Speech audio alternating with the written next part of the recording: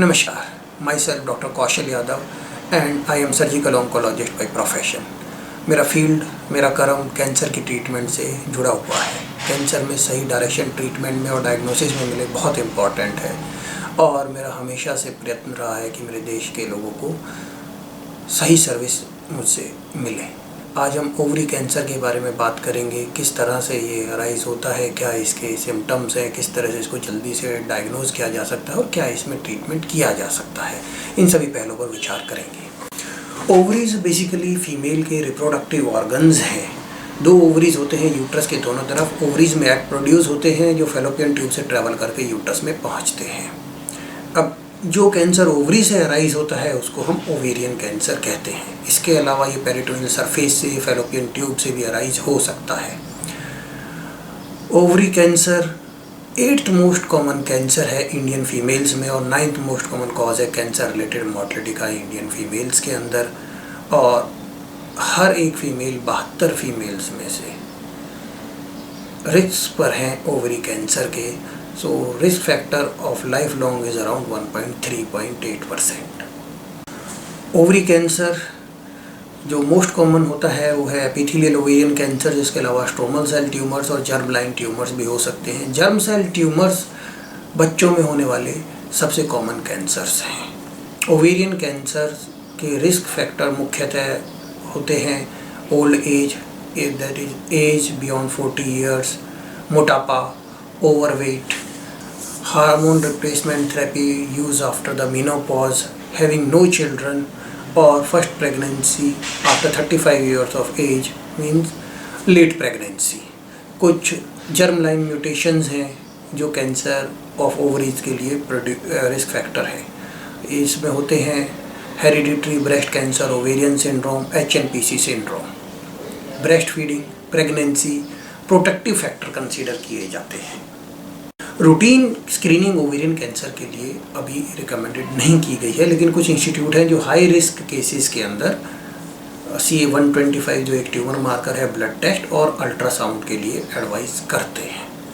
ज़्यादा इम्पॉर्टेंट है ovarian cancer के अलार्मिंग साइंस को जानना।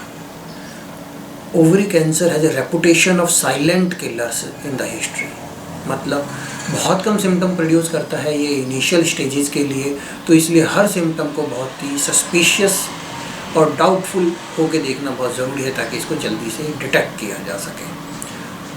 अब ये सिम्टम्स होते हैं ब्लोटिंग, गैस बनना, अर्ली सेसाइटी, भूख कम लगना, यूरिनरी फ्रीक्वेंसी, बार बार यूरिन के लिए जाना, डिस्कम्फर्ट इन द पेल्विस और एब्डोमिनल पेन, पेट में दर्द होना। ये कुछ सिम्टम्स हैं जो कि नॉन कैंसर ज़्यादा कॉमन होने वाली बिनाइन डिसीज़ से भी ओवरलैप करते हैं। लेकिन जब ये परसिस्ट करते हैं लंबे टाइम तक तो डेफिनेटली एक डॉक्टर से मिलना चाहिए और इनके लिए डायग्नोज करने की डायरेक्शन में कुछ स्टेप्स उठाने चाहिए।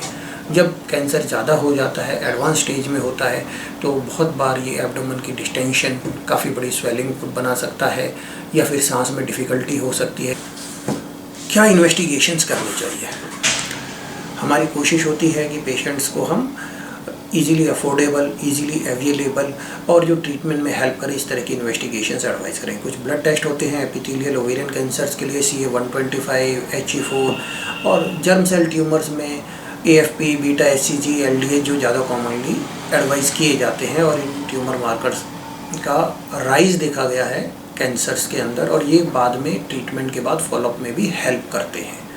अल्ट्रासाउंड मुख्यतः फर्स्ट इन्वेस्टिगेशन है जो किसी भी एब्डोमिनल कंप्लेंट के लिए एडवाइस की जाती है और ज़्यादातर incidentally detected ovarian cancers ultrasound में ही पकड़े जाते हैं। CT स्कैन या फिर MRI एग्जैक्ट एक्सटेंट जो एब्डोमेन में है डिजीज़ उसके लिए या फिर डिजीज़ की स्प्रेड कितनी है एब्डोमेन के अंदर या फिर एब्डोमेन के बाहर चेस्ट में, उसको डायग्नोज करने में और ट्रीटमेंट प्लानिंग में हेल्प करती है। PET स्कैन ऐसा ज़रूरी नहीं है कि एडवाइस ही किया जाए, का यूज़ अवेलेबिलिटी पे डिपेंड करता है, लेकिन एक अच्छे से की गई CT स्कैन और MRI के over and above it doesn't give any much information. कुछ केसेस होते हैं जहां पर हम इन्वेस्टिगेशंस के बाद भी डाउटफुल में रहते हैं कि क्या डायग्नोसिस है इन केसेस के अंदर, तो ऐसे केसेस के अंदर डायग्नोस्टिक लैप्रोस्कोपी बहुत हेल्प करता है। ये सीधा ही डिसीज़ को देखता है वहाँ से ज़रूरत होती है तो बायोप्सी भी लेते हैं, डिसीज़ की एक्सटेंट का पता लगता है और एग्जैक्ट डायग्नोसिस बनाने में हेल्प करता है। कभी कभी ट्यूबरकुलोसिस या कोई इन्फेक्शन भी ओवेरियन कैंसर की तरह प्रेजेंट करती हैं, उन केसेस में भी ये बहुत मददगार साबित होता है। ओवेरियन कैंसर को मुख्यतः 4 स्टेजेस के अंदर बांटा गया है। स्टेज 1 में डिसीज़ ओवरी तक रहती है, स्टेज 2 के अंदर डिसीज़ पेल्विस में या आसपास के ऑर्गन्स में होती है, स्टेज 3 के अंदर पूरे एब्डोमेन के अंदर डिसीज़ स्प्रेड हो सकती है और स्टेज 4 के अंदर पेट के बाहर, चेस्ट में या फिर लीवर और स्प्लीन के अंदर पैरेन्काइमल डिसीज़ हो सकती है। किसी ऑर्गन, एब्डोमिनल ऑर्गन जो होते हैं उनके सरफेस पे जो डिसीज़ है उसको हम स्टेज 4 नहीं स्टेज 3 ही कंसिडर करते हैं।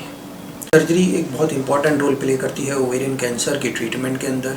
ये एक तो बताती है कि डिसीज़ कितनी है, उसकी स्टेजिंग में हेल्प करती है। दूसरा, ये बहुत इंपॉर्टेंट रोल प्ले करती है कि डिसीज़ को पूरी तरह से एब्डोमेन से निकाला जाए, जिसको हम बोलते हैं optimal cyto reduction. Optimum cyto reduction surgery produce maximum cure rate, maximum long term control of the disease. एक अच्छे से परफॉर्म की गई साइटो रिडक्टिव सर्जरी जो कि एब्डोमेन की सारी डिसीज़ को निकाल देती है, एक बहुत अच्छा क्योर रेट और बहुत अच्छा लॉन्ग टर्म कंट्रोल देती है। अभी मिनिमल इन्वेजिव सर्जिकल अप्रोचेस भी एडवाइज होती हैं, जैसे कि लैप्रोस्कोपी, रोबोटिक, लेकिन ओवेरियन कैंसर के अंदर स्टैंडर्ड ऑफ केयर अभी भी ओपन सर्जरी ही है and it is the preferred approach. Chemotherapy cancer के कंट्रोल में बहुत अच्छा रोल प्ले करती है। अर्ली स्टेज डिसीज़ के अंदर या फिर जर्म सेल ट्यूमर के अंदर surgery is the initial treatment जो डिसीज़ को निकालती है। सिर्फ स्टेज 1 और लो ग्रेड ट्यूमर्स को छोड़कर बाकी सभी के अंदर कीमोथेरेपी एडवाइस की जाती है।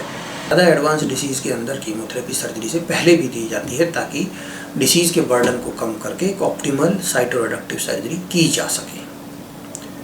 टारगेटेड थेरेपी और हार्मोन थेरेपी भी कुछ केसेस के अंदर एडवांस स्टेज में या रिकरेंट स्टेजेस के अंदर रोल प्ले करते हैं। ओवरी कैंसर ट्रीटमेंट के अंदर कुछ और एडवांसेस हैं, जैसे कि साइटो रिडक्टिव सर्जरी के साथ हम इंट्रापेरिटोनियल कीमोथेरेपी हाई पैक at a heated temperature abdomen के अंदर दी जाती है।